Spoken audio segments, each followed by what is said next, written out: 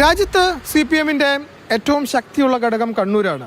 ആ കണ്ണൂരിൽ പാർട്ടിയുടെ കരുത്തുറ്റ കോട്ടയാണ് പയ്യന്നൂർ. അവിടെയാണ് വി കുഞ്ഞികൃഷ്ണനെതിരായ നടപടി പൊട്ടിത്തെറിയിലേക്ക് വഴിവെക്കുന്നത്. ഇന്നലെയാണ് കുഞ്ഞികൃഷ്ണനെ പുറത്താക്കിയ നടപടി റിപ്പോർട്ട് ചെയ്യാൻ ബ്രാഞ്ച് യോഗം ചേരാനിരുന്നത്. കോറത്തിനടുത്ത് കൂർക്കര ബ്രാഞ്ച് യോഗം പക്ഷേ അംഗങ്ങൾ ബഹിഷ്കരിച്ചതിനെ തുടർന്ന് മാറ്റിവെക്കേണ്ടി വന്നു. ആകെ 17 അംഗങ്ങളാണ് ബ്രാഞ്ചിലുണ്ടായിരുന്നത്. അതിൽ 12 പേരും യോഗത്തിൽ പങ്കെടുക്കാൻ എത്തിയില്ല.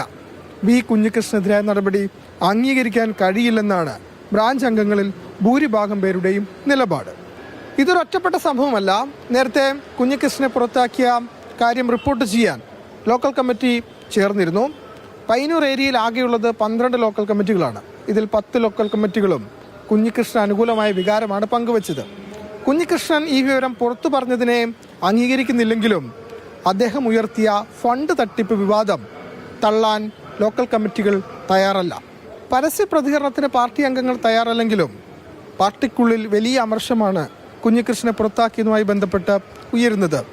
ഈ സാഹചര്യത്തിൽ വരുന്ന നിയമസഭാ തെരഞ്ഞെടുപ്പിലടക്കം വിഷയം CPM-നെതിരാകാനുള്ള സാധ്യതയാണ് കൂടുതൽ.